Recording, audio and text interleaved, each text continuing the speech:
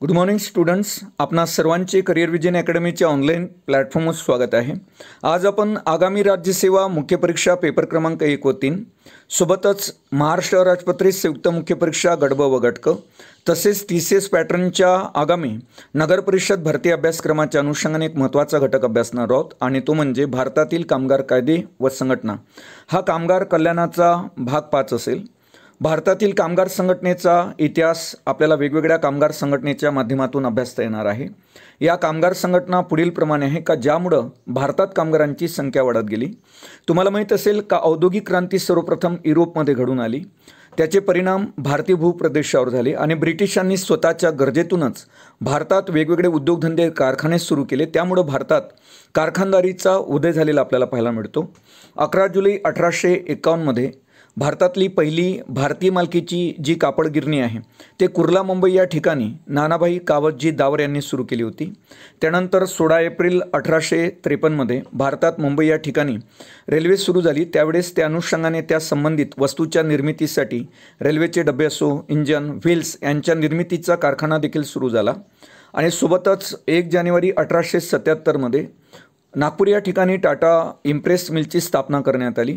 तर अशा वेगवेगळ्या प्रकारच्या उद्योगधंद्याच्या स्थापनामुळे भारतात दिवसेंदिवस अशा वाढत गेलेल्या उद्योगधंद्याच्या संख्येमुळे म्हणा कामगारांची संख्या देखील आपल्याला वाढत गेलेली पाहायला मिळते। त्यामुळे कामगारांना अनेक प्रकारच्या समस्या कामगारांच्या विषयीच्या निर्माण झालेल्या पाहायला मिळतात। त्यांची थोडक्यात आपण तोंड ओळख करून घेणार आहोत। कामगारांच्या समस्या तुम्हाला माहित असेल 19व्या शतकाच्या उत्तरार्धात औद्योगिकरणाला प्रारंभ झाला आणि या प्रारंभिक कालखंडामध्ये कारखानदारीमध्ये पाश्चिमात्यांची सर्वात जास्त मक्तेदारी होती। मुंबईमध्ये वेगानं कापड उद्योगाचा ज्यावेळेस विकास झाला त्यावेळेस शेती उद्योगाला जे कंटाळलेले शेतमजूर होते त्या शेतमजुरींनी कामाच्या शोधार्थ या मुंबई या उद्योगनगरीकडे धाव घेतली। तर मुंबईला स्वस्तात होत असलेला जो मजूर पुरवठा होता त्यामुळे त्यावेळेस कामगारांचे प्रचंड हाल झालेले आपल्याला पाहायला मिळतात। विशेषतः बालकामगार आणि स्त्री कामगारांना कमी वेतन त्यावेळेस होतं, कामाचे तास ठरलेले नव्हते, सुट्या रजा मिळत नसे, कामावरून घरी जाण्याची वेळ जी स्त्रियांची होती ती निश्चित नव्हती, सोबतच कामाच्या ठिकाणी स्वच्छतागृह किंवा इतर सुविधांचा त्यावेळेस अभाव होता।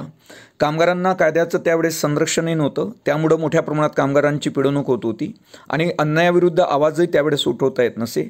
या सर्व बाबींना लक्षात घेऊन पुढे कामगार चळवळीचा उदय झालेला आपल्याला पाहायला मिळतो। तर कामगार चळवळीचा उदय अभ्यासणार आहोत आपण। तुम्हाला माहित असेल मुंबई येथे कामगार चळवळीचा उदय झाला, ही बाब विद्यार्थ्यांनी लक्षात ठेवावी का भारतामध्ये सर्वात प्रथम कोणत्या ठिकाणी कामगार चळवळीचा उदय झालेला दिसते आपल्याला, मुंबई आणि विशेषतः ठाणेमध्ये। तर या ठिकाणी मुंबई येथे आपण पाहिलं की कामगार चळवळीचा जन्म होऊन तिचा सर्वत्र प्रसार झाला आणि तुम्हाला माहित असेल मुंबईतील कापड व्यवसायाच्या विकासामुळे इंग्लंडमधील जे एक लँकशायर शहर होतं तेथील कापडाला उठाव मिळानासा झाला। तर त्यामुळं भारतातील मालाच्या किमती का कमी आहेत याचा शोध तिच्या गिरणी मालकांनी घेतला इंग्लंडमधील लँकशायरच्या।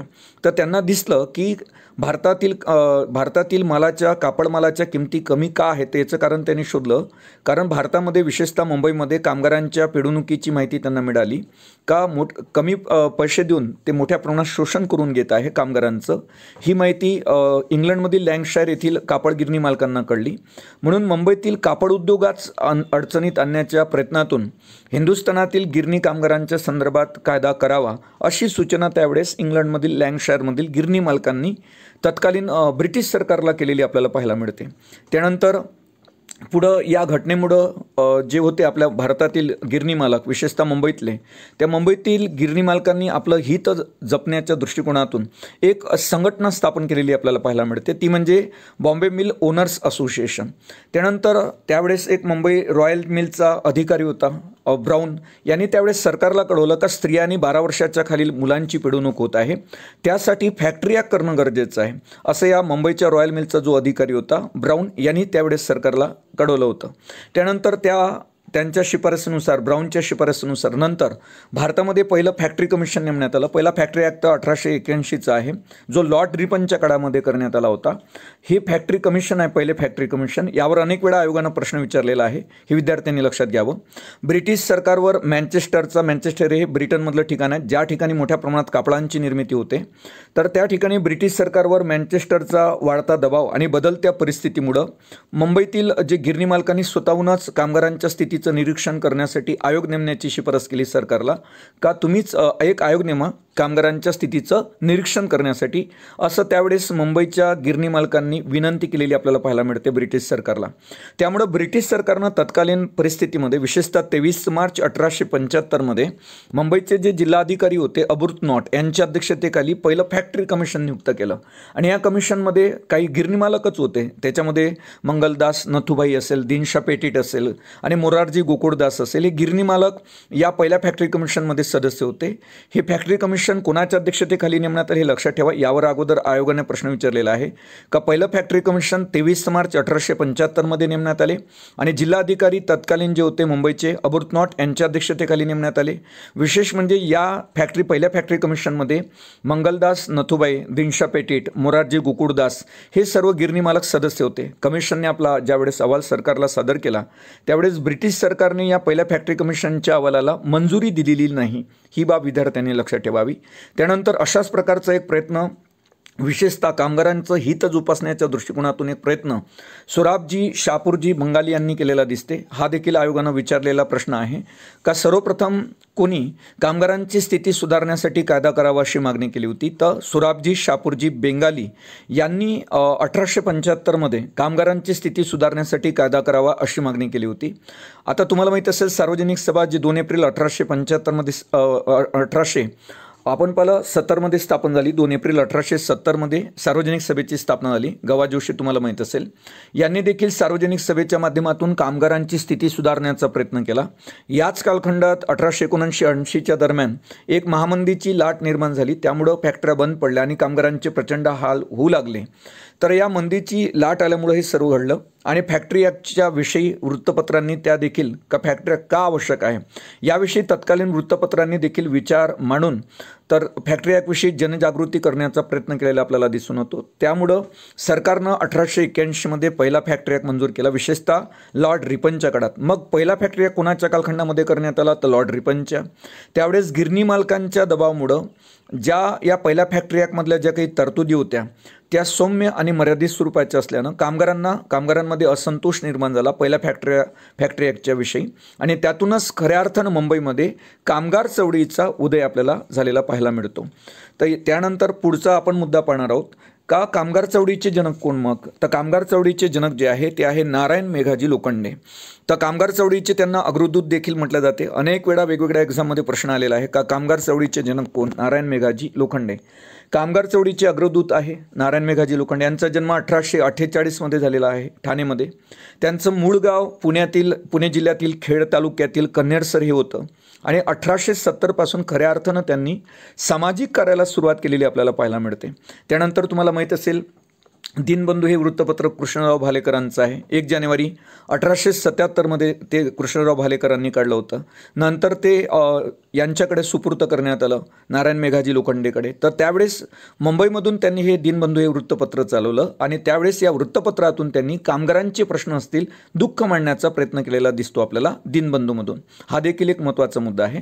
त्यानंतर बॉम्बे मिल ओनर्स जी होती, जे गिरणी मालकांनी विशेषतः मुंबईच्या गिरणी मालकांनी स्थापन केली होती, हे फॅक्टरी ॲक्टचे कोणतेही नियम पाळत नव्हते. त्यामुळं नारायण मेघाजी लोखंडे यांनी कामगारांच्या प्रश्नासाठी चळवळ हाती घेतली कामगारांची आणि सोबतच त्याच कालखंडामध्ये जो आहे 1881 पहिला फॅक्टरी ॲक्ट मंजूर केला होता, विशेषतः लॉर्ड रिपन यांनी. तर त्यातल्या ज्या तरतुदी होत्या त्या जास्त सौम्य होत्या. त्यामुळं नारायण मेघाजी लोखंडेंनी पहिल्या फॅक्टरी ॲक्टवर आपल्याला पाहायला मिळतं का टीका केली, कारण त्यामध्ये आपले जे मुंबईचे गिरणी मालक आहेत त्यांचं जास्त हित जोपासण्यात आलेलं आपल्याला पाहायला मिळते. नंतर त्यांनी कामगारांच्या हितासाठी 1884 विशेषतः नारायण मेघाजी लोखंडे यांनी कामगारांच्या हितासाठी 1884 बॉम्बे मिल हँड असोसिएशनची स्थापना केली आणि ही जी बॉम्बे मिल हँड असोसिएशन आहे ही देशातील पहिली कामगार संघटना आहे, ही विद्यार्थ्यांनी लक्षात ठेवावं. त्यानंतर 23 सप्टेंबर 1884 रोजी कामगारांची एक भल्ली मोठी, ज्याला आपण म्हणू पहिली सभा मुंबईत मुंबईतील परळ या ठिकाणी भरली आणि त्यावेळेस जवळपास 4,000 कामगार त्याला हजर होते. आणि त्यावेळेस फॅक्टरी कमिशनचे जे अध्यक्ष होते WB मुलक, तर यांनी या मुलकांना कामगारांच्या मागणीचं निवेदन त्यावेळेस सादर करण्यात आले. या ठिकाणी एक प्रश्न निर्माण होऊ शकतो का कामगारांची पहिली सभा कोणत्या ठिकाणी आयोजित करण्यात आली होती, तर मुंबई परळ. कोणत्या वर्षी आयोजित करण्यात आली, तर 1884. कोणत्या रोजी आयोजित करण्यात आली, तर 23 सप्टेंबर 1884 रोजी. आणि त्यावेळेस या 4,000 कामगार हजर होते. आणि फॅक्टरी कमिशनचे त्यावेळेस जे अध्यक्ष होते WB मुलक, यांना कामगारांच्या मागणीचं निवेदन त्यावेळेस सादर करण्यात आले होते.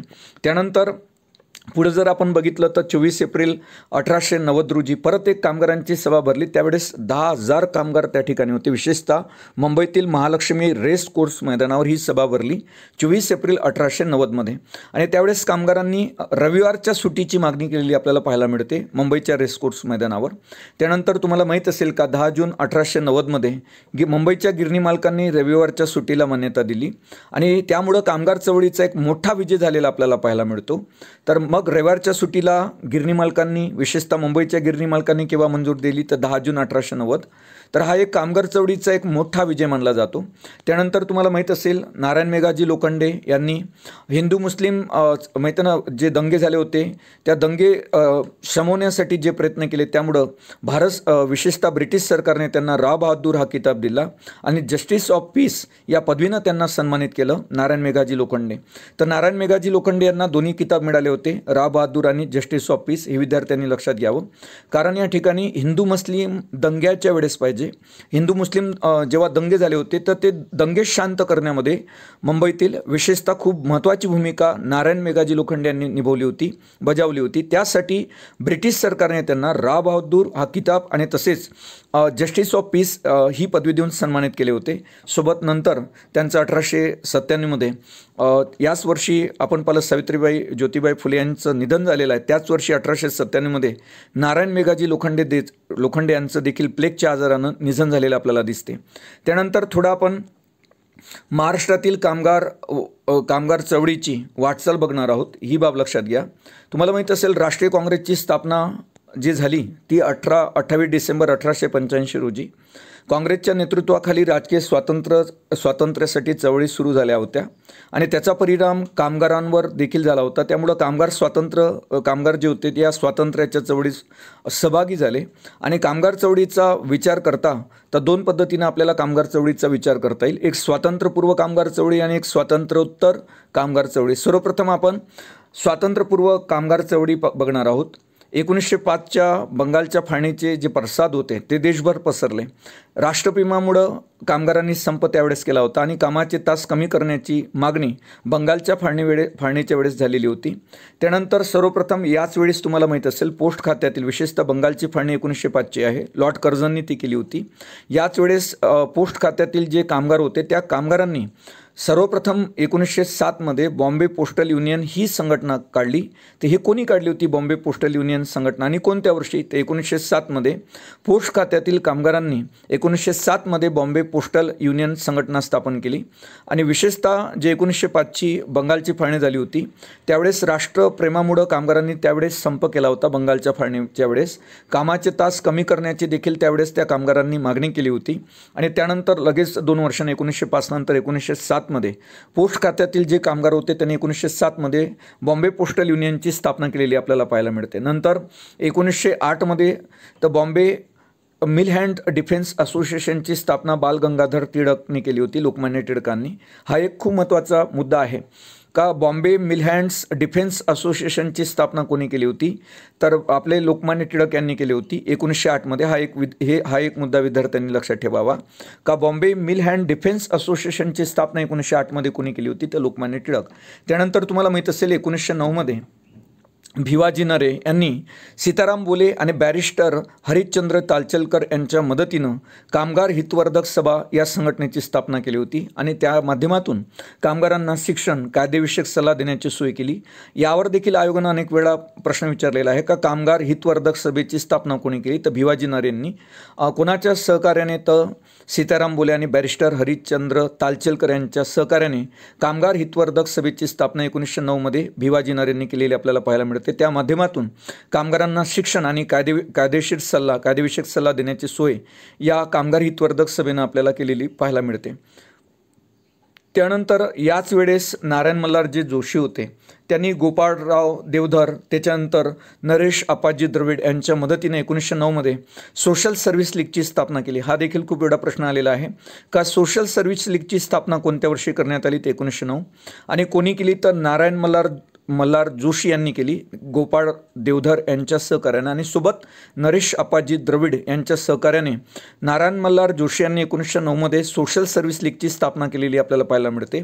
आणि या सोशल सर्व्हिस लीगच्या माध्यमातून त्या कामगारांमध्ये सुधारणा घडवून आणण्याचा प्रयत्न आपल्याला नारायण मल्हारराव जोशी, गोपाळराव देवधर आणि नरेश आप्पाजी द्रविडनं केलेला पाहायला मिळते. त्यानंतर पुढं 1914 पहिलं महायुद्ध सुरू झालं, जे 18पर्यंत चाललं. हे तुम्हाला माहीत असेल का सन 1914 पहिलं महायुद्ध सुरू झाल्यानं महागाई वाढली आणि कारखान्यांच्या नफ्याचं प्रमाणही वाढलं, परंतु त्यावेळेस कामगारांच्या पगारात मात्र कसली वाढ झाली नव्हती. त्यामुळं कामगार वर्गात नाराजी पसरलेली होती. नंतर 1917 खऱ्या अर्थानं कामगारांमध्ये चेतना निर्माण करणारा एक प्रसंग घडला, तो म्हणजे रशियन क्रांती.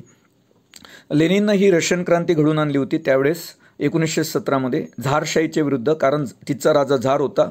तर झारशाहीच्या विरुद्ध हे रशियन क्रांती होती 1917ची. आणि लेनिन हे कार्ल मार्क्सच्या विचाराने प्रेरित होते. कार्ल मार्क्स तुम्हाला माहीत असेल कामगारांच्या गडातलं ताईच समजलं जाते कार्ल मार्क्सला. त्यांचे विचार जे कामगारांच्या हिताचे आहेत. तर आपण पाहिलं कामगार कल्याण हा एक महत्त्वाचा मुद्दा होता कार्ल मार्क्सच्या समोर. कार्ल मार्क्सचा जन्म जो आहे तो 5 मे 1818चा आहे, ही बाब विद्यार्थ्यांनी लक्षात घ्यावी. दुसरी गोष्ट की लेनिन प्रेरित झाले होते कार्ल मार्क्सच्या विचारांनी, त्यामुळं 1917 त्यांनी तिथल्या हुकुमशाही पद्धतीनं चाललेल्या झारशाहीला उलटून टाकण्याचा प्रयत्न केला आणि उलटोडी देखील तो झारशाही उलटून टाकली. त्यामुळं खऱ्या अर्थानं पूर्ण जगातील कामगारांमध्ये एक नवीन चेतना किंवा आत्मविश्वास निर्माण झालेला आपल्याला पाहायला मिळतो.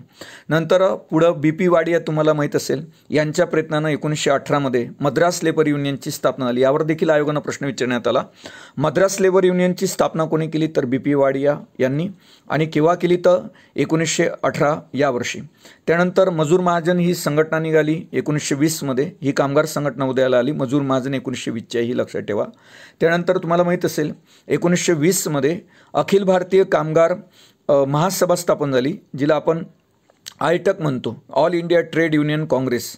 तर अंडर द लिडरशिप ऑफ बाल गंगाधर टिळक अँड लाला लजपत राय यांच्या अध्यक्षतेखाली अखिल भारतीय कामगार महासभेची स्थापना 1920 झाली होती, ही बाब लक्षात ठेवा. आणि स्थापन झाली त्यावेळेस जे सदस्य होते मोतीलाल नेहरू, जिना, त्याच्यानंतर BP वाडिया, दिवान चमनलाल, त्याच्यानंतर MN जोशी या संघटनेचे सदस्य होती. राष्ट्रीय स्तरावर स्थापन झालेली भारतातली पहिली कामगार संघटना आहे, जिला आपण आयटक म्हणतो, अखिल भारतीय कामगार महासभा. यावर देखील अनेक वेळा आयोगानं प्रश्न विचारलेले आहे की अखिल भारतीय महासभा किंवा आयटकची स्थापना केव्हा झाली तर 1920. कोणाच्या अध्यक्षतेखाली झाली तर लाला लजपत राय यांच्या अध्यक्षतेखाली.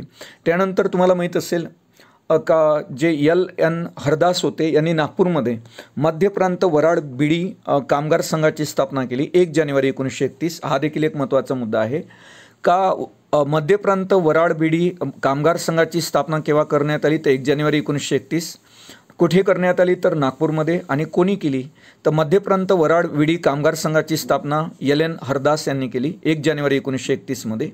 त्यानंतर ऑक्टोबर 1937 संयुक्त खानदेश मजूर फेडरेशनची स्थापना झाली, ही बाब लक्षात ठेवा का संयुक्त खानदेश मजूर फेडरेशनची स्थापना केव्हा झाली ऑक्टोबर 1937.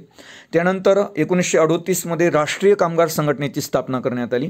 जर तुम्हाला विचारण्यात आलं का राष्ट्रीय कामगार संघटनेची स्थापना केव्हा करण्यात आली तर 1938. आणि या राष्ट्रीय कामगार संघटनेची स्थापना खूप महत्त्वाचं आहे का 1938 राष्ट्रीय कामगार संघटनेची स्थापना झालेली आपल्याला पाहायला मिळते. सोबतच नंतरच्या काळामध्ये जे आपले डॉक्टर बाबासाहेब आंबेडकर आहेत, त्यांनी 15 ऑगस्ट 1936 भूमिहीन, गरीब, मुले, शेतकरी व कामगारांचे प्रश्न सोडवण्यासाठी स्वतंत्र मजूर पक्षाची स्थापना डॉक्टर बाबासाहेब आंबेडकरांनी केली होती. तर ही लक्षात ठेवा, हा अतिशय महत्त्वाचा मुद्दा आहे का स्वतंत्र मजूर पक्ष कोणी काढला तर डॉक्टर बाबासाहेब आंबेडकरांनी. आणि स्वतंत्र मजूर पक्षाची स्थापना डॉक्टर बाबासाहेब आंबेडकरांनी केव्हा केली होती तर 15 ऑगस्ट 1936.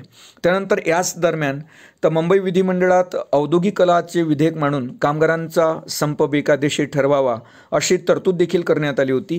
मुंबई विधिमंडळात एक विधेयक मांडलं होतं ज्याला आपण कामगार औद्योगिक कलाचं विधेयक म्हणतो, ते मांडून कामगारांचा संप हा बेकायदेशीर करावा अशी तरतूद करण्यात आली होती मुंबई विधिमंडळात औद्योगिक कलाचं विधेयक मांडून. त्यानंतर तुम्हाला माहीत असेल जो अतिशय महत्त्वाचा मुद्दा आहे का 11 एप्रिल ही तारीख आगामी सर्व प्रकारच्या स्पर्धा परीक्षांसाठी महत्त्वाची आहे. का 11 एप्रिल 1939 रोजी मुंबई शहरातील ब्रिटानिया गिरणीचा 7 महिने संप चालवला होता. तर तो कोणी चालवला होता? तर श्रीपाद अमृत डांगे यांच्या नेतृत्वाखाली तो चालला होता. मालकांनी मागण्या मान्य केल्यामुळं तो संप त्यावेळेस मागं घेण्यात आला होता. मग आता एक प्रश्न निर्माण होतो का ब्रिटानिया गिरणीचा संप किती महिने चालला? तर 7 महिने. त्यानंतर दुसरा प्रश्न निर्माण होतो का मुंबई शहरातील ब्रिटानिया गिरणीचा 7 महिने संप कोणी चालवला किंवा कोणाच्या नेतृत्वाखाली चालला? तर श्रीपाद अमृत डांगे यांच्या नेतृत्वाखाली.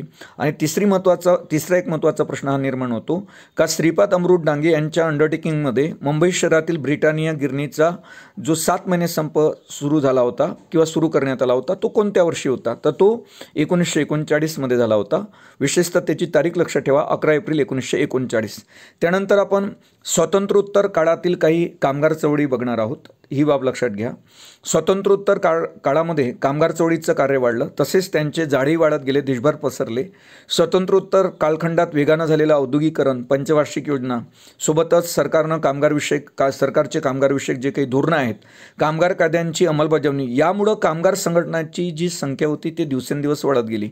विशेषतः तुम्हाला माहीत असेल जो हा एक महत्त्वाचा मुद्दा आगामी सर्व स्पर्धा परीक्षांसाठी महत्त्वाचा आहे का सरदार वल्लभभाई पटेल यांनी इंटकची स्थापना केव्हा केली? तर 3 मे 1947 मध्ये इंडियन नॅशनल ट्रेड युनियन काँग्रेसची स्थापना केली, ज्याला आपण इंटक म्हणतो. ही संस्था भारतीय राष्ट्रीय काँग्रेसचाच भाग होती, ही विद्यार्थ्यांनी लक्षात घ्यावं. जसं आपण आयटक 1920ची पाहिली तसेच इंटक ही 1947ची आहे. ही राष्ट्रीय स्तरावरील कामगारांच्या हित जपणारी संघटना होती, जी सरदार वल्लभभाई पटेल यांच्या नेतृत्वाखाली स्थापन करण्यात आली होती. इंटक म्हणजे होते Indian national trade union Congress. याची स्थापना मुंबईला झाली होती, ही विद्यार्थ्यांनी लक्षात ठेवा. आणि इंटकची स्थापना 3 मे 1947 रोजी करण्यात आली होती आणि ही भारतीय राष्ट्रीय काँग्रेसचाच भाग होती. ही बाब खूप महत्त्वाची आहे. त्यानंतर चा मुद्दा आपण पाहणार आहोत का इंडियन नॅशनल ट्रेड युनियन म्हणजेच इंटक जे होतं त्या इंटक या संघटनेला शह देण्यासाठी समाजवादी जे लोक होते त्या समाजवादी लोकांनी 1948 मध्ये हिंदू मजदूर महासभा स्थापन केली.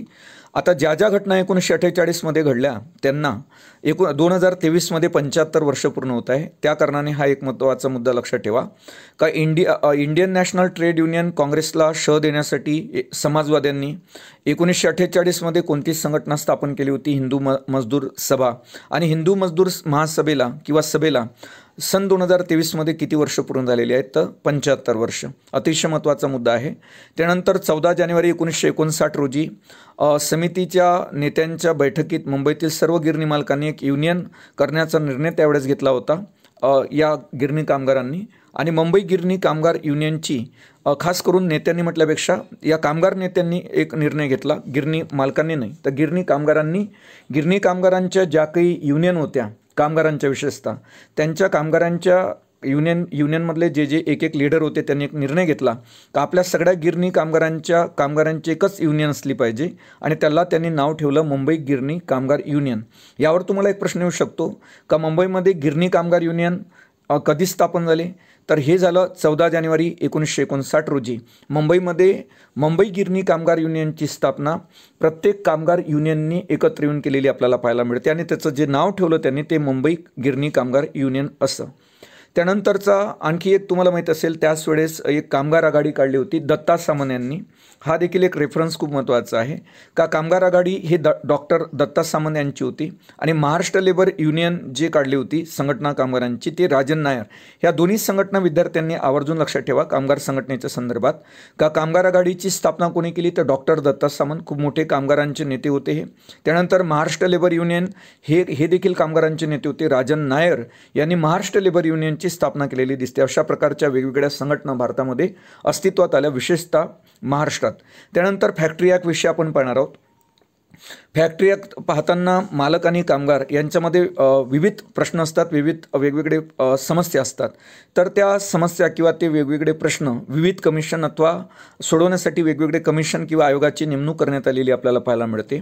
आणि त्यांनी केलेल्या शिफारसी होत्या ज्या कमिशन नेमण्यात आले होते. मालक आणि कामगार यांच्यातले समस्या सोडवण्यासाठी जे कमिशन किंवा आयोग नेमण्यात आले होते त्यांनी केलेल्या शिफारसीनुसारच मालकांची व कामगारांची हित आणि कल्याण साधण्याच्या हेतूनं ब्रिटिश भारत सरकारने वेगवेगळ्या वेळेस फॅक्टरी ॲक्ट लागू केलेले आपल्याला पाहायला मिळतात. आता 1881चा पहिला आपण फॅक्टरी ॲक्ट घेणार आहोत आणि त्याच्या काही तरतुदी घेणार आहोत ज्या आगामी सर्व प्रकारच्या स्पर्धा परीक्षांसाठी महत्त्वाच्या आहेत. मुंबईतील गिरणी मालक संघटनेनं सरकारला पहिला फॅक्टरी ॲक्ट लागू करण्याची विनंती केली होती. स्वतः गिरणी मालकांनीच केली होती. मात्र पहिल्या फॅक्टरी ॲक्टवर आपल्याला असं दिसून येते का मुंबईतील गिरणी मालकांचाच जास्त प्रभाव होता. गिरणी मालकांचं जास्त हित जोपासण्यात आलं होतं आणि विशेषतः या पहिल्या फॅक्टरी ॲक्टमधल्या ज्या तरतुदी होत्या सौम्य होत्या आणि जास्त करून त्या कामगाराच्या हिताच्या नव्हत्या. त्यामुळंच नारायण मेघाजी लोखंडेंनी 1881च्या पहिल्या फॅक्टरी ॲक्टवर टीका केलेली आपल्याला पाहायला मिळते. तर आपण या 1881च्या फॅक्टरी ॲक्टच्या तरतुदी बघणार आहोत. हा जो ॲक्ट आहे हा लॉर्ड रिपनच्या कालखंडामध्ये झालेला आहे. तुम्हाला असाही प्रश्न येऊ शकते का पहिला फॅक्टरी ॲक्ट कोणाच्या कालखंडामध्ये तयार करण्यात आलं? तर लॉर्ड रिपन यांच्या कालखंडामध्ये. मुंबईतील गिरणी मालक संघटनेनं स्वतःच सांगितलं होतं का पहिला फॅक्टरी ॲक्ट लागू करण्याची विनंती केली होती. त्यानंतर त्यानुसार अत्यंत सौम्य आणि मर्यादित स्वरूपाचा हा 1881चा फॅक्टरी ॲक्ट होता. यामधील 2 बाबी खूप महत्त्वाच्या आहे. या बाबी तुम्ही आवर्जून लक्षात ठेवा. सदर कायदा कोणाला लागू होता हा महत्त्वाचा आहे का पहिला फॅक्टरी ॲक्ट कोणाला लागू असणार होता? तर सदर कायदा 100पेक्षा जास्त कामगार असणाऱ्या गिरणीलाच लागू होता. मग या ठिकाणी एक प्रश्न निर्माण होतो का पहिला जो फॅक्टरी ॲक्ट होता 1881चा तो कोणत्या गिरणीला लागू पडत असेल? तर ज्या ठिकाणी 100पेक्षा जास्त कामगार काम करत असेल त्या ठिकाणी तो लागू पडत असे. शिवाय 7 ते 12 या वयोगटातील मुलांना कामगार म्हणून नियुक्त करू नये असं देखील पहिल्या फॅक्टरी ॲक्टमध्ये सांगितलं होतं.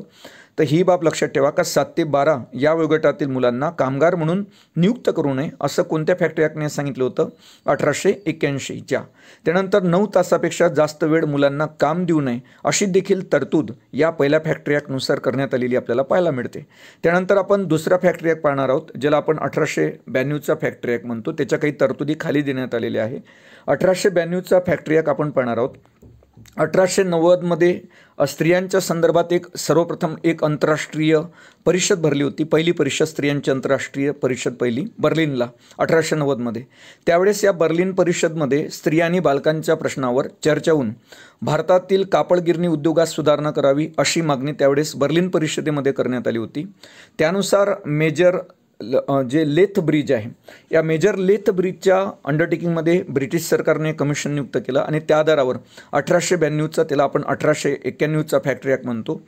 तर जर तुम्हाला विचारण्यात आलं 1891चा फॅक्टरी ॲक्ट कोणाच्या अध्यक्षतेखाली कोणाच्या शिफारसीनुसार करण्यात आला तर हा दुसरा फॅक्टरी ॲक्ट होता 1891चा ज्याला आपण 1892 म्हणत आहोत. 1891चा जो दुसरा फॅक्टरी ॲक्ट होता तो मेजर लेथ ब्रिज यांच्या अध्यक्षतेखाली नेमण्यात आलेल्या आयोगाच्या शिफारसींवर आधारित होता. ही बाब विद्यार्थ्यांनी लक्षात ठेवावी कारण यावर प्रश्न विचारण्यात येत असतो का दुसरा फॅक्टरी ॲक्ट जो 1891मध्ये करण्यात आला तो कोणाच्या शिफारसीनुसार करण्यात आला होता? दुसरा Factory Act Major Lethbridge यांच्या शिफारसीनुसार. त्यानंतर आता या ठिकाणी ज्या तरतुदी आहेत त्या आवर्जून विद्यार्थ्यांनी लक्षात ठेवाव्या का हा फॅक्टरी ॲक्ट कोणाला लागू असणार होता? तर जेथे 50पेक्षा जास्त कामगार आहेत 4 महिन्यापेक्षा अधिक काळ काम करत आहेत ती जागा म्हणजे फॅक्टरी आणि त्यांनाच हा दुसरा फॅक्टरी ॲक्ट लागू होणार होता. ही बाब लक्षात ठेवा का जेथे किंवा ज्या फॅक्टरीमध्ये 50 किंवा त्यापेक्षा जास्त कामगार 4 महिन्यापेक्षा अधिक काळ काम करतात ती जागा म्हणजे फॅक्टरी. अशी फॅक्टरीची व्याख्या या दुसऱ्या फॅक्टरी कायद्यानं ॲक्टनं केलेली होती. आणि त्याच्यानंतर स्त्रियांसाठी कामाचे जे तास ठरवले होते दुसऱ्या फॅक्टरी ॲक्टने ते 11 तास असून दुपारी त्यांना जवळपास 1 ते 1.5 पर्यंत विश्रांती देण्यात यावी अशी देखील तरतूद या दुसऱ्या फॅक्टरी ॲक्टनं केलेली आपल्याला पाहायला मिळते. तसेच त्यांना विशेषतः स्त्रियांना सकाळी 6 पूर्वी कामावर बोलू नये आणि संध्याकाळी 6:30 नंतर कामासाठी थांबू नये अशी देखील एक महत्त्वाची शिफारस या फॅक्टरी ॲक्टमध्ये आपल्याला तरतूद आपल्या फॅक्टरी ॲक्ट दुसऱ्यामध्ये दिसून येते 1891च्या. तर ह्या बाबी खूप महत्त्वाच्या आहेत. आणि त्याच्यानंतर आठवड्याची रविवारची सुट्टी देण्यात यावी, सोबत तसेच कामगारांना पुरेशा सोयी पुरवाव्यात, अशा तरतुदी या दुसऱ्या फॅक्टरी ॲक्टमध्ये असलेल्या आपल्याला दिसतात, ज्याला आपण 1892चा किंवा 1891चा फॅक्टरी ॲक्ट म्हणतो. ह्या तरतुदी खूप महत्त्वाच्या आहे. ॲक्ट तुम्हाला माहीतच आहे, दुसरा फॅक्टरी ॲक्ट. पण दुसऱ्या फॅक्टरी ॲक्टच्या तरतुदी कोणत्या, तर 50 किंवा त्यापेक्षा जास्त कामगार जर 4 महिन्यापेक्षा अधिक काळ काम करत असेल तर ती जागा म्हणजे फॅक्टरी. स्त्रियांसाठी या दुसऱ्या फॅक्टरी ॲक्ट कायद्याने कामाचे तास निश्चित केले होते, 11 तास. दुपारी त्यांना 1 ते जवळपास 1:30 पर्यंत विश्रांती देण्यात यावी. त्यानंतर सकाळी स्त्रियांना 6 पूर्वी कामावर बोलवू नये, संध्याकाळी 6:30 नंतर कामावर ठेवू नये, अशा तरतुदी देखील या दुसऱ्या फॅक्टरी कायद्यामध्ये असलेल्या दिसून येतात. शिवाय आठवड्याची सुट्टी रविवारी ठेवावी असं देखील दुसऱ्या फॅक्टरी ॲक्टने म्हटलेलं होतं. हा प्रश्न खूप महत्त्वाचा आहे. कोणत्या फॅक्टरी कायद्याने रविवारची सुट्टीसाठी तरतूद केली होती, तर दुसऱ्या फॅक्टरी ॲक्टने. तसेच कामगारांना पुरेशा सोयी पुरवाव्यात असे देखील दुसऱ्या फॅक्टरी ॲक्टने तरतूद केलेली आपल्याला पाहायला मिळते. त्यानंतर पुढचा मुद्दा आपण पाहणार आहोत. तर त्यानंतरचा 1911चा तिसरा फॅक्टरी ॲक्ट. हा फॅक्टरी ॲक्ट जो आहे हा स्मिथ कमिशनच्या अहवालावर आधारित होता. 1911चा तिसरा फॅक्टरी ॲक्ट. या ॲक्टने मुलांच्या कामाचे जे तास होते ते 6 तास करण्यात आले होते. याशिवाय स्त्रियांच्या कामावर रात्रीपडीची बंदी देखील या तिसऱ्या फॅक्टरी ॲक्टने घालण्यात आली होती.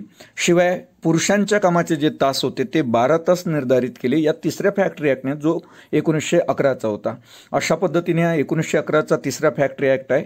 याने 3 तरतुदी, या फॅक्टरी ॲक्टने 3 तरतुदी केलेल्या आपल्याला दिसून येतात. एक म्हणजे मुलांच्या कामाचे तास 6 तास केले होते. दुसरं म्हणजे स्त्रियांच्या कामावर रात्रीपाळीची बंदी घातली होती या तिसऱ्या फॅक्टरी ॲक्टने. आणि तिसरा मुद्दा म्हणजे पुरुषांच्या कामाचे तास 12 तास निर्धारित केले होते या फॅक्टरी ॲक्टने. बालमजुरांचा कायदा आपण पाहणार आहोत. या कायद्याने 1938च्या बालमजूर कायद्यानं 2 तरतुदी केलेल्या आपल्याला पाहायला मिळतात.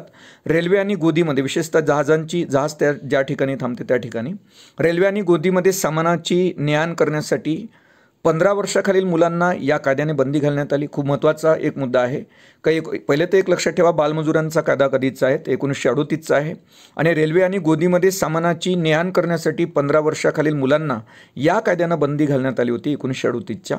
आणि सोबतच 1939मध्ये आणखी एक तरतूद केली होती पुढच्या वर्षी, का आगपेटीच्या व्यवसायात 12 वर्षाखालील मुलांना कामावर ठेवू नये अशी देखील तरतूद या 1938च्या बालमजूर कायद्यानं केलेली आपल्याला पाहायला मिळते. जी 1939मध्ये तरतूद केली की आगपेटीच्या व्यवसायामध्ये 12 वर्षाखालील मुलांना कामावर ठेवू नये किंवा घेण्यास बंदी घालण्यात आली 1938च्या बालमजूर कायद्याने. त्यानंतर आपण 1948चा फॅक्टरी कायदा बघणार आहोत. तो देखील खूप महत्त्वाचा आहे. हा भारत सरकारने केला, स्वतंत्र भारतातील हा पहिला कायदा होता, पहिला फॅक्टरी ॲक्ट 1948चा. यातील काही आपण तरतुदी पाहणार आहोत. त्या तरतुदी विद्यार्थ्यांनी आवर्जून लक्षात ठेवाव्या. का 1948चा फॅक्टरी कायदा यानुसार पुढील तरतुदी आहे. हा कायदा करून भारत सरकारने फॅक्टरी कायद्याची जी व्याप्ती होती आतापर्यंतची ती अधिक वाढवली. आणि वाढवण्यासाठीच म्हणा का हा 1948चा फॅक्टरी कायदा संमत केला. आणि याच्यातील ज्या तरतुदी आहेत त्या पुढील प्रमाणे. आता 1948च्या फॅक्टरी कायद्यानुसार ज्या ठिकाणी किंवा ज्या कंपनीत 10 किंवा त्यापेक्षा जास्त कामगार असणाऱ्या कारखान्यांना हा कायदा लागू होणार आहे. का ज्या ठिकाणी 10 मजूर किंवा 10 पेक्षा जास्त कामगार कार्यरत आहे त्या ठिकाणीच हा 1948चा फॅक्टरी कायदा लागू होणार आहे. आणि यंत्रशक्ती नसलेल्या ठिकाणी, ज्या कारखान्यात यंत्रशक्ती नाही आहे त्या ठिकाणी कामगारांची मर्यादा जी आहे ती 20 एवढी केली या 1948च्या फॅक्टरी कायद्याने. सोबतच सर्व कारखान्यात दररोज 8 तासाचं काम असे घेण्यात येईल आणि आठवड्याचे एकूण 48 तास निश्चित करण्यात आले या फॅक्टरी ॲक्टने. हा एक महत्त्वाचा मुद्दा आहे. का 48 तास निश्चित केले होते. का कामगारांकडून 48 तास करून घ्यावं आठवड्याचं आणि रोजची किमान 8 तास असं कोणत्या फॅक्टरी कायद्याने निश्चित केले होते ते 1948च्या. सोबत 14 वर्षाखालील मुलांना कामावर ठेवू नये अशी देखील तरतूद या कायद्यात होती 1948च्या. सोबत स्त्रियांना 8 तासांपेक्षा अधिक वेळ काम देऊ नये आणि स्त्रियांना संध्याकाळी 7 नंतर कोणत्याही परिस्थितीत कामावर ठेवू नये अशी तरतूद आपल्याला या ॲक्टने केलेली दिसते 1948च्या. तर ह्या तरतुदी लक्षात ठेवा. आणखी एक तरतूद आहे त्या संदर्भातील का 500पेक्षा अधिक जे आहे, अधिक कामगारांची संख्या असलेल्या कारखान्यात कामगारांच्या आरोग्याकडे लक्ष देण्यासाठी व त्यांचे कल्याण करण्यासाठी एक कामगार कल्याण अधिकारी नियुक्त करावा अशी शिफारस 1948च्या फॅक्टरी ॲक्ट कायद्याने केलेली दिसते, जी अतिशय महत्त्वाची आहे. का ज्या ठिकाणी 500पेक्षा अधिक कामगारांची संख्या असेल त्या ठिकाणी कारखान्यात कामगारांच्या आरोग्याकडे लक्ष देण्यासाठी करण्यासाठी व त्यांचे कल्याण करण्यासाठी एक कामगार कल्याण अधिकारी नियुक्त करावा अशी शिफारस केली होती। हा एक अत्यंत महत्त्वाचा मुद्दा आहे। कोणत्या फॅक्टरी ॲक्टने शिफारस केली होती का कामगारांच्या आरोग्याकडे लक्ष देण्यासाठी व त्यांचे कल्याण करण्यासाठी एक कामगार कल्याण अधिकारी नियुक्त करावा? ते 1948च्या फॅक्टरी ॲक्टनुसार। तर 1948च्या फॅक्टरी ॲक्टच्या तरतुदी एक धावता डावा आपण घेणार आहोत रिव्हिजन म्हणून। का या कायद्यानं पहिली जी तरतूद केली होती का 10 किंवा 10पेक्षा जास्त कामगार असणाऱ्या कारखान्यालाच हा कायदा लागू होईल 1948चा। त्यानंतर यांत्रिक शक्ती जर नसेल त्या कारखान्यामध्ये तर कामगारांची मर्यादा त्या ठिकाणी 20 एवढी असेल। तिसरी तरतूद या कायद्याची अशी होती का सर्व कारखान्यात जवळपास दररोज 8 तासाचे काम करून घेतलं जाईल आणि आठवड्याचे 48 तास। त्यानंतर 14 वर्षाखालील मुलांना कामावर ठेवण्यात येऊ नये आणि स्त्रियांना 8 तासांपेक्षा अधिक वेळ काम देऊ नये आणि स्त्रियांना संध्याकाळी 7 नंतर कोणत्याही परिस्थितीत कामावर ठेवू नये। आणि नंतर शेवटची जी शिफारस या तरतूद या 1948च्या फॅक्टरी ॲक्टने केली होती ती महत्त्वाची आहे का 500पेक्षा अधिक कामगारांची संख्या असलेल्या कारखान्यात कामगारांच्या आरोग्याकडे लक्ष देण्यासाठी व त्यांचे कल्याण करण्यासाठी एक कामगार कल्याण अधिकारी नियुक्त करणं महत्त्वाचं आहे। त्यानंतर आपण कामगार संघटना कायदा पाहणार आहोत 1926चा, जो अतिशय महत्त्वाचा आहे। कामगार संघटना लक्षात ठेवा, जर तुम्हाला विचारण्यात आलं जोड्या लावण्यामध्ये कामगार संघटना कायदा कधीचा आहे तर कामगार संघटना कायदा हा 1926चा आहे। आणि जेवढ्या काही कामगार संघटना भारतामध्ये निर्माण होतात तर त्यांना मान्यता दिली जाते या कायद्यानुसार। हा देखील आयोगानं विशेषतः MPSCच्या वेगवेगळ्या एक्झाममध्ये हा प्रश्न आलेला आहे का कामगार संघटनांना कोणत्या कायद्यानुसार मान्यता दिली जाते तर कामगार संघटना 1926च्या कायद्यानुसार कामगार संघटनांना मान्यता दिली जाते। हा कामगार संघटनांना कायदेशीर मान्यता देऊन त्यांना विशिष्ट दर्जा मिळवून देण्यासाठी आणि अशा संघटनांच्या सभासदांना संरक्षण देण्यासाठी 1926मध्ये कामगार संघटना कायदा भारतात तयार करण्यात आला। नोंदवलेल्या कामगार संघटनेचा जो निधी आहे तो कोणत्या उद्दिष्टांसाठी खर्च केला जातो तर हे या कोणत्या उद्दिष्टांसाठी खर्च केला जावा हे या कायद्यानं ठरवून दिलेलं आहे का नोंदणीकृत झालेल्या ज्या कामगार संघटना असतात त्यांचा जो निधी आहे तो कोणत्या उद्दिष्टांसाठी खर्च केला पाहिजे हे या कायद्यानं निश्चित करून दिलेला आहे कामगार संघटना कायदा 1926चा। त्यानंतर आणखी काही बाबी या कायद्याच्या संदर्भात आहेत त्या तुम्ही आवर्जून लक्षात ठेवा। नोंदवलेल्या कामगार संघटनांचे हिशोब तपासले जाऊन त्यासंबंधी माहिती दरवर्षी नोंदणी अधिकाऱ्याकडे कामगार संघटनांनी पाठवली पाहिजे असा हा कायदा सांगतो। आणि असंही या कायद्यानं ठरवून दिलेलं आपल्याला पाहायला मिळते का नोंदवलेल्या कामगार संघटनांचे जे हिशोब आहे ते हिशोब तपासले जाऊन त्यासंबंधीची माहिती दरवर्षी नोंदणी अधिकाऱ्याकडे कामगार संघटनेनी पाठवली पाहिजे असा कामगार संघटना कायदा 1926 सांगतो। आणि त्याच्यासोबतच कामगार संघटनेच्या अधिकाऱ्यांपैकी निम्म्यापेक्षा अधिक इतके अधिकारी ती कामगार संघटना ज्या उद्योगाशी संबंधित असेल अशा उद्योगधंद्यात प्रत्यक्ष काम करीत असले पाहिजे अशी तरतूद या कायद्यानं करण्यात आलेली आपल्याला पाहायला मिळते का कामगार संघटनेच्या अधिकाऱ्यांपैकी निम्म्यापेक्षा जे कामगार संघटनेचे अधिकारी म्हणजे एखादी तुम्ही जर कामगार संघटना स्थापन करत असाल तर त्या कामगार संघटनांचे जे अधिकारी आहे किंवा कामगार संघटना स्थापन करणारे लोक आहेत त्याच्यापेक्षा मग त्या अधिकाऱ्यांपैकी निम्म्यापेक्षा अधिक जे लोक आहे अधिक जे अधिकारी आहे ते कामगार संघटना ज्या उद्योगाशी संबंधित असेल त्या उद्योगधंद्यामध्ये प्रत्यक्ष काम करत असले पाहिजे म्हणजे त्यांनाच कामगार संघटना स्थापन करण्याचा हक्क आहे। आणि जे काम करतच नाही आणि दुसरे जर राजकारणी लोक त्याच्यामध्ये येत असेल जे कधी कोणाच्याकडे कामगार म्हणून कामाला जात नाही त्यांना कामगार संघटना स्थापन करण्याचा अधिकार नाही।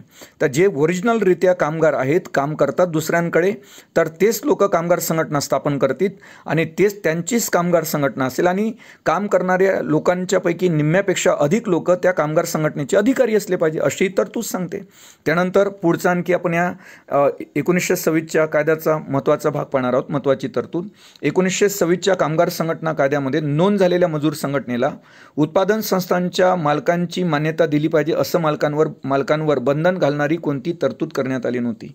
हा एक महत्त्वाचा मुद्दा आहे का 1926चा जो कामगार संघटना कायदा आहे या कामगार संघटनामध्ये नोंद झालेल्या ज्या मजूर संघटना आहे त्या मजूर संघटनेला गिरणी मालकांनी म्हणजे उत्पादन संस्थांच्या मालकांनी मान्यता दिलीच पाहिजे असं मालकांवर बंधन घालणारी कोणती तरतूद करण्यात आली नव्हती 1926च्या कायद्यानुसार। त्यामुळे ही कमतरता दूर करण्यासाठी 1947मध्ये परत 1926च्या या कायद्यामध्ये दुरुस्ती करण्यात आलेली आपल्याला पाहायला मिळते कामगार संघटना कायदा 1926मध्ये। ही कमतरता दूर करण्यासाठी 1947मध्ये कामगार कायदा जो होता 1926चा कामगार संघटना कायदा यामध्ये दुरुस्ती करण्यात आलेली आपल्याला पाहायला मिळते आणि त्यानुसार प्रातिनिधिक कामगार संघटनेला या उत्पादन संस्थांच्या मालकांनी म्हणजे गिरणी मालकांनी मान्यता दिली पाहिजे अशी सक्ती करण्यात आलेली आपल्याला या कामगार संघटना कायदा 1926च्या दुरुस्तीमध्ये पाहायला मिळते आणि ही दुरुस्ती कामगार संघटना कायदा 1926मध्ये 1947मध्ये दुरुस्ती करण्यात आली। त्यानुसार प्रातिनिधिक कामगार संघटनेला गिरणी मालकांनी ज्या गिरणी मालकांच्या परिसरामध्ये किंवा जे गिरणी मालक आहे त्यांनी या कामगार संघटनेला काय दिली पाहिजे, मान्यता दिली पाहिजे अशी सक्ती या कायद्यानुसार करण्यात आलेली आपल्याला पाहायला मिळते या दुरुस्तीनुसार 1947च्या। त्यानंतर आपण पुढचे आणखी काही मुद्दे पाहणार आहोत जे अतिशय महत्त्वाचे आगामी सर्व स्पर्धा परीक्षांसाठी। आणि परत मग 1960मध्ये परत या कामगार संघटना कायदा 1926मध्ये आणखी एक दुरुस्ती करण्यात आली आणि ती दुरुस्ती तुम्ही आवर्जून लक्षात ठेवा का 1960 साली या कायद्यात म्हणजे कामगार संघटना कायदा 1926च्या कायद्यात दुरुस्ती करण्यात आली आणि काही अर्जदारांनी केवळ संघटनेचे सभासद सोडले म्हणून संघटनेची नोंदणी नाकारण्यात येऊ नये अशी तरतूद देखील करण्यात आली का जी संघटना कामगारांनी स्थापन केली त्या संघटनेचे जर काही सदस्य असतील त्यांनी जर सभासत्व सोडलं असेल तर त्या संघटनेची नोंदणी नाकारण्यात येऊ नये अशी तरतूद कामगार संघटना कायदा 1926मध्ये दुरुस्ती झाली 60मध्ये त्यानुसार ही करण्यात आलेली आहे का त्या संघटनेची नोंदणी रद्द करण्यात येऊ नये। त्यानंतर परत मग कामगार संघटना कायदा 1926मध्ये परत एक दुरुस्ती झाली 1964मध्ये। या दुरुस्तीनुसार 1964च्या या कायद्यातील म्हणजे कामगार संघटना कायदा 1926चा त्याच्यामध्ये दुरुस्ती झाली 1964मध्ये। त्यानुसार नैतिक अधपतनाशी संबंधित गुन्हा केल्यामुळं दोषी ठरवण्यात आलेल्या व्यक्तीला कामगार संघटना जी राहील त्या कामगार संघटनेच्या कार्यातील कोणतीही जागा भूषवण्यास किंवा त्या संघटनेच्या कार्यकारी मंडळाचा सभासद होण्यास प्रतिबंध करण्यात आलेला आपल्याला दिसतो या दुरुस्तीने 1964च्या जी दुरुस्ती कामगार संघटना कायदा 1926मध्ये करण्यात आली होती। आता आपण एक शेवटचा मुद्दा बघणार आहोत तर तो म्हणजे 1948चा किमान वेतन कायदा जो अतिशय महत्त्वाचा आगामी सर्व प्रकारच्या स्पर्धा परीक्षांसाठी हे विद्यार्थ्यांनी लक्षात घ्यावं। तुम्हाला माहीत असेल कामगार वेतन कायदा हा 1948चा आहे आणि स्त्री पुरुषांना समान कामासाठी समान वेतन मिळालं पाहिजे अशी कलम सांगते भारतीय राज्यघटनेतील कलम 39D। यानुसार स्त्री पुरुषांना समान कामासाठी समान वेतन असलं पाहिजे। तर या ठिकाणी समान वेतनाची कलम ते आपण पाहिली 39D भारतीय राज्यघटनेमधली पण ती समान वेतनाशी संबंधित हा कायदा आहे जो किमान वेतनाशी संबंधित आहे। किमान वेतन वेगळं आणि समान वेतन वेगळं। 1948मध्ये किमान वेतन कायदा 1948चा याच्या तरतुदी आपण लक्षात घेण्यासारख्या आहे का इसवी सन 1948च्या कायद्यानुसार किमान वेतनाचा कायदा 13 असंघटित उद्योगधंद्यांसाठी निश्चित करण्यात आला होता। हा एक महत्त्वाचा मुद्दा आहे का जो किमान वेतनाचा कायदा होता 1948चा तो सर्वप्रथम किती असंघटित उद्योगधंद्यांसाठी निश्चित करण्यात आला होता तर 13 असंघटित उद्योगधंद्यांसाठी तो निश्चित करण्यात आला होता। ही बाब विद्यार्थ्यांनी लक्षात घ्यावी। त्यामध्ये प्रामुख्याने लोकर उद्योग असेल, तांदूळ पीठ गिरण्या, तंबाखू, विड्या वळणे, रस्ते बांधकाम, वाहतूक, त्याच्यानंतर कातडी कमावणे असे 13 असंघटित उद्योगधंदे होते ज्यासाठी भारत सरकारने किमान वेतनाचा कायदा 1948 लागू केला होता। नंतर या कायद्यानुसार केंद्र आणि घटक सरकारांना कामाचे वेतन ठरवण्याचा अधिकार प्राप्त झाला। मग जर तुम्हाला विचारण्यात आलं केंद्र सरकारला किंवा घटक राज्य सरकारांना कामगारांचे वेतन ठरवण्याचा अधिकार कोणत्या कायद्यानुसार प्राप्त झाला तर 1948च्या आणि 5 वर्षांनी या कायद्यामध्ये दुरुस्ती करण्याची तरतूद होती 5 वर्षांनी। तर 5 वर्षांनी या कायद्यात दुरुस्ती करण्याची तरतूद देखील 1948च्या किमान वेतन कायद्यात होती। औद्योगिक प्रगतीमुळे झालं काय का महाराष्ट्रातील विविध क्षेत्रातील कामगारांनी स्वतंत्र आपल्या स्वतःच्या संघटना स्थापन केल्या। तुम्हाला माहीत असेल 1982मध्ये कापड गिरणी कामगारांचा एक संप होता तो दीर्घकाळ चालला। मग महाराष्ट्रामध्ये कापड गिरणी कामगारांचा संप दीर्घकाळ चालला कोणत्या वर्षी ते 1982 आणि त्यावर सरकारने मात करण्यासाठी त्यावेळेस 1982मध्ये 13 गिरणांचे राष्ट्रीयकरण केलेलं आपल्याला पाहायला मिळते आणि त्यांच्या आधुनिकीकरण करण्यावर विशेषतः त्या गिरण्यांचं ज्या गिरण्या कामगार चालवत होत्या 13 गिरण्या त्या सरकारनं आपल्या ताब्यात घेतल्या आणि त्यांचं आधुनिकीकरण करण्यावर भर दिलेला दिसतो म्हणजे यंत्र वापरण्यावर भर दिला जेणेकरून कामगारांची संख्या कमी होईल। त्यामुळं गिरणी कामगारांचा संप हा प्रश्नच उद्भवणार नाही। त्यामुळे 1982मध्ये कापड गिरणी कामगारांचा संप दीर्घकाळ चालला होता। सरकारनं त्यावर मात करण्यासाठी 13 गिरण्यांचे ज्या खाजगी गिरण्या होत्या, त्या 13 गिरण्यांचे राष्ट्रीयकरण केले आणि त्यांचं आधुनिकीकरण करण्यावर जवळपास 1982मध्ये 140 कोटी रुपये खर्च केलेले आपल्याला दिसतात. विशेषतः हे प्रकरण जे घडलं ते आपले जे माजी पंतप्रधान होते इंदिरा गांधी यांच्या काळात घडलेलं आपल्याला पाहायला मिळते. नंतर 1985 पासून नवीन वस्त्र उद्योग धोरण लागू केले, विशेषतः राजीव गांधी यांनी, आणि कृत्रिम धाग्यावर, आधुनिकीकरणावर आणि स्वयंचलित यंत्रावर भर देण्यात आलेला आपल्याला पाहायला मिळतो 1985 पासून. तर मग नवीन वस्त्र उद्योग धोरण केव्हा सुरू झाले तर 1985, ज्यामध्ये नवीन वस्त्र उद्योगामध्ये कृत्रिम धाग्यावर भर देण्यात आला, आधुनिकीकरण, स्वयंचलित करणावर भर देण्यात आला आणि त्यामुळं परंपरागत जे काही सुती उद्योगाला चपराक बसलेली आपल्याला पाहायला मिळते. संगणकीकरण, त्याच्यानंतर आधुनिक स्वरूपामुळं खाजगी क्षेत्रातील नोकर भरती बंद झाली, त्यामुळंच कामगारांच्या बेकारीचं जे आहे प्रमाण वाढलेलं आपल्याला पाहायला मिळते. तर अशा पद्धतीनं हा भारतातील कामगार चळवळ आणि सोबतच कामगारांच्या ज्या संघटना आहे, कामगार संघटना, भारतातील कामगार कायदे आणि कामगार संघटना, याविषयीचा हा भाग 5 आहे. पुन्हा आपण भेटू कामगारांच्या समस्या, कामगार कल्याण हा विषय घेऊन भाग 6 मध्ये. तोपर्यंत धन्यवाद.